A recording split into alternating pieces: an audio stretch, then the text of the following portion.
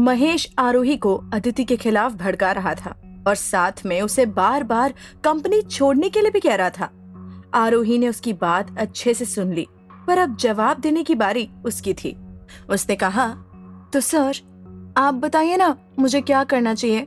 मैं कैसे इन सब से बाहर निकलूं? एक आप ही हैं जिन्हें मेरी इतनी फिक्र है। महेश उसका जवाब सुन के थोड़ा सैटिस्फाइड हुआ।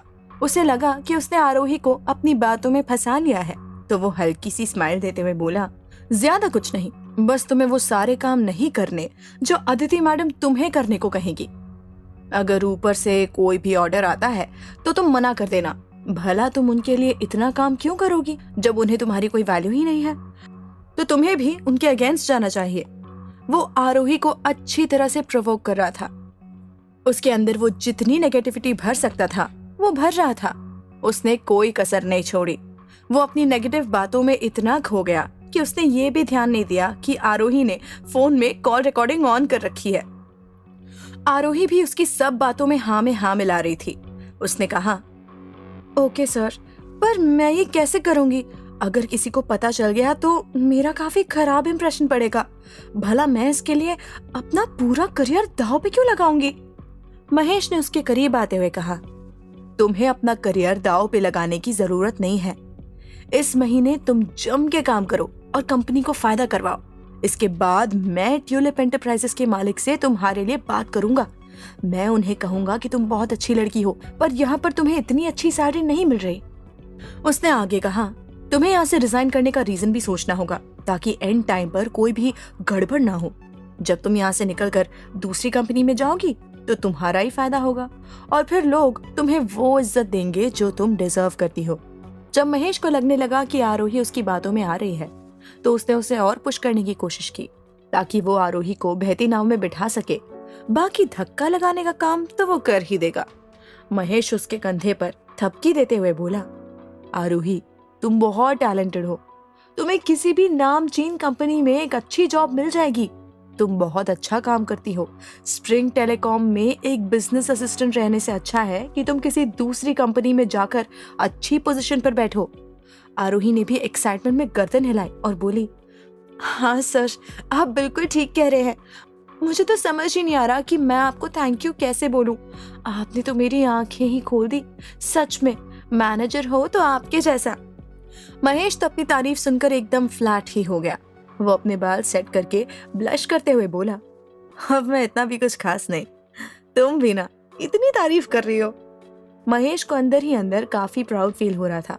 उसे लग रहा था जैसे उसने आरोही को अपनी बातों में फंसा लिया, और यंग लड़कियां वैसे भी आसानी से बातों में आ जाती हैं, जिसका उसे फायदा मिला। वैसे भी जब आरोही रिजाइन करेगी तो वो ही सबसे पहले लात मारकर उसे कंपनी से बाहर निकालेगा। और जहां तक रही ट्यूलिप कंपनी से बात करने की बात, तो वो ऐसा कुछ नहीं करने वाला था। ये सब कुछ उसने आरोही को लालच देने के लिए कहा था। महेश तो ये सोचकर खुशी से फूला नहीं समा रहा था। उसे लगा था कि वो कितना शातिर है। उसने आरोही को कितनी आसानी से बेवकूफ बना दिया। आरोही भी उसे मुस्कुराते हुए देख रही थी। उसने अपने मन में कहा, इन्हें सच में लगता है कि इन्होंने मुझे पागल बनाया है। लगता है मुझे रेस का कच्चा घोड़ा समझ रहे हैं ये। सर, अभी तो आपको मेरा तोहफा मिलना बाकी है। मैंने कहा था ना, शुरू आपने किया है तो खत्म मैं करूंगी। महेश को क्या पता था कि आरोही उससे भी ज्यादा चालाक निकलेगी। उसने भी कच्ची गोटियां नहीं खेली हैं। वो इतनी बेवकूफ नहीं है कि किसी के कहने पर कंपनी छोड़ दे। जब तक वो सुल्तान से नहीं मिलेगी तब तक इस कंपनी से नहीं निकलेगी, चाहे फिर कोई भी उसे कितना भी भड़काने की कोशिश क्यों न करे, क्योंकि आरोही का मकसद ही अदिति और सुल्तान के बारे में पता लगाना था। जब रात को वो अपने रूम में बैठी थी तो उसने ये पूरी रिकॉर्डिंग गौतम को ईमेल कर दी, ये कहते हुए कि कंपनी के ही कुछ लोग उनकी कंपनी को गिराना चाहते हैं। कमाल की बात तो ये थी कि गौतम ने आरोही की रिकॉर्डिंग तुरंत सुन ली थी। पूरी रिकॉर्डिंग सुनने के बाद वो अपने मन में बोला, अच्छा तो ये खेल खेला जा रहा है मेरे पीठ पीछे। और ये अदिति कब से कंपनी में लोगों को अपॉइंट करने लगी? अपने आप को समझती क्या है? खुद से तो खुद का बिजनेस संभाला नहीं जा रहा और मेरे बिजनेस में दखल दे रही है। गौतम को कुछ दिनों पहले ही पता चला था कि आरोही को अदिति ने इस कंपनी में जॉब दिलवाई है। वो ये तो नहीं जानता था कि आरोही अदिति को कैसे जानती है, पर उसे इतना पता था कि आरोही बहुत काम की लड़की है। पर गौतम को ये बात बिल्कुल पसंद नहीं आई थी कि अदिति उसके बिजनेस में दखल दे रही है। दरअसल गौतम और अदिति सगे भाई बहन नहीं थे, इसलिए उसके मन में अदिति को लेकर कोई अच्छी फीलिंग नहीं थी। बल्कि वो तो अदिति और सुल्तान को पसंद भी नहीं करता था। उसे लगता था कि वो दोनों कुछ डिजर्व नहीं करते, क्योंकि उसके पापा ने मिसेस ठाकुर के मरने के बाद दूसरी शादी की थी। तब वो काफी छोटा था, पर उसे ये बात आज तक खटकती थी। उसने आज तक अदिति और सुल्तान को भाई बहन के रूप में एक्सेप्ट ही नहीं किया था। वो इस वक्त अपने कमरे में बैठा यही सब सोच रहा था। उसने वाइन की एक सिप लेने के बाद कहा, लगता है दोनों भाई बहन के पर निकल आए हैं। बहुत जल्द उन्हें काटना होगा। इतनी हिम्मत कैसे हुई कि मेरे बिजनेस में वो दोनों दखल दें? पापा की वजह से मैंने कुछ कहता नहीं, इसका मतलब ये नहीं कि ये दोनों मेरी अच्छाई का फायदा उठाएंगे। और इस महेश का भी कुछ करना होगा, वरना ऐसे ही लोग मेरी कंपनी को बैंकरप्ट करवा देंगे। वो थोड़ी गुस्से वाली आवाज में बोला, जिस थाली में खाता है उसी में छेद करता है। ये बात उसने महेश के लिए बोली थी।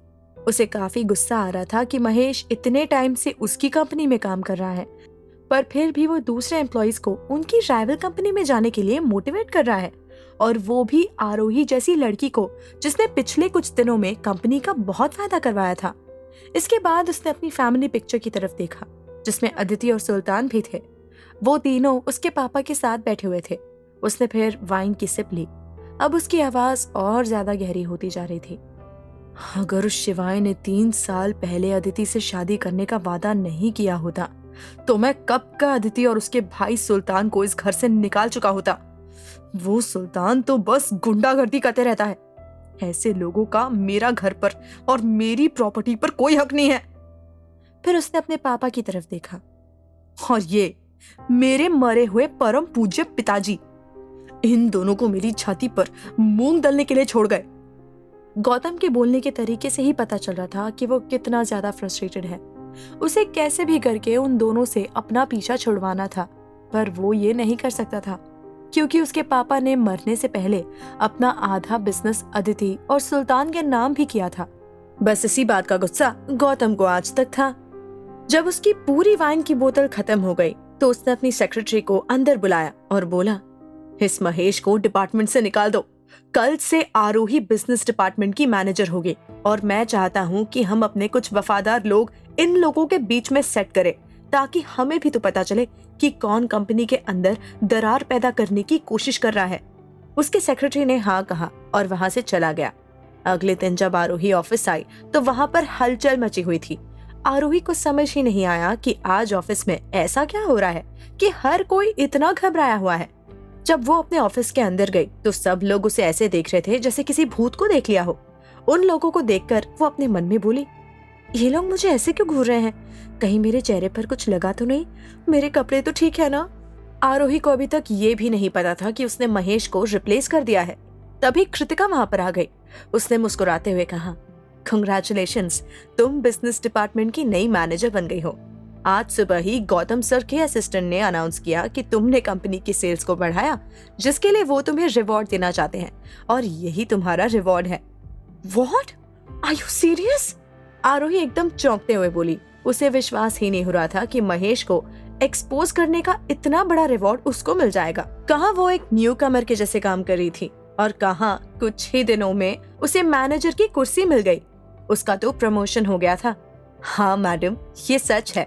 अब तो आप हमारी बॉस बन गई हो। कृतिका ने उसे तुरंत गले लगा लिया। एक वही थी जो आरोही के लिए पूरे ऑफिस में सबसे ज्यादा खुश लग रही थी। आरोही तो छोड़ो, ऋतु को भी विश्वास नहीं हो रहा था कि आरोही को इतनी जल्दी प्रमोशन कैसे मिल गया। उसके दिमाग में तो यही आ रहा था कि कहीं आरोही गौतम के साथ सोई तो नहीं है, जो उसे रातों रात प्रमोट कर दिया गया हो। आरोही खुश भी थी और नर्वस भी। उसने खुद से कहा, क्या मैं इतने बड़े पोजीशन को हैंडल कर पाऊंगी? मुझे इसके लिए हाँ कहना चाहिए कि नहीं? कहीं मेरे साथ बाद में कोई ट्रेजेडी ना हो जाए। आरोही के पास में गौतम का असिस्टेंट खड़ा था। जब उसने आरोही की ऐसी बातें सुनी, तो वो कड़वाहट में बोला, मिस आरोही, क्या आप गौतम सर के जजमेंट पर डाउट कर रही हैं? ऐसा नहीं था कि आरोही गौतम पर डाउट कर रही थी, बस उसे विश्वास ही नहीं हो रहा था और ना ही वो इस पोजीशन के लिए अभी तैयार थी। वो बहुत आराम से बोली, ऐसा नहीं है कि मैं उन्हें डाउट कर रही हूँ, पर ये पोजीशन मेरे लिए नहीं बनी। प्लीज गौतम सर को कहना कि मैं काफी ग्रेटफुल हूँ कि उन्होंने मुझे इस पोजीशन के लायक समझा, पर मैं मार्केटिंग डिपार्टमेंट में ही सही हूँ। मुझे नहीं लगता कि ये पोजीशन मेरे लिए है। गौतम के असिस्टेंट का काम गौतम का मैसेज कन्वे करना था। उसे फर्क नहीं पड़ता था कि आरोही क्या कह रही है। उसने कहा, ये डिपार्टमेंट आपके लिए ही है और आपको पोजीशन एक्सेप्ट करनी ही होगी। वैसे भी इस पोजीशन पर आने के बाद आप किसी भी स्टोर पर जा सकते हैं। सब आपके कंट्रोल में होगा। All the best. इतना बोलकर वो असिस्टेंट वहां से चला गया। आरोही को लगा कि वो ठीक कह रहा है। अब जब उसे मैनेजर बना ही दिया गया है तो क्यों ना इस पोजीशन को एंजॉय करें। जितने भी लोगों ने उसे परेशान किया था वो उनसे बदला ले सकती थी। यही सोचकर उसके चेहरे पर एक मुस्कान आ गई। क्या आरोही अपने दुश्मनों से बदला लेगी? कैसा होगा उसका आने वाला सफर?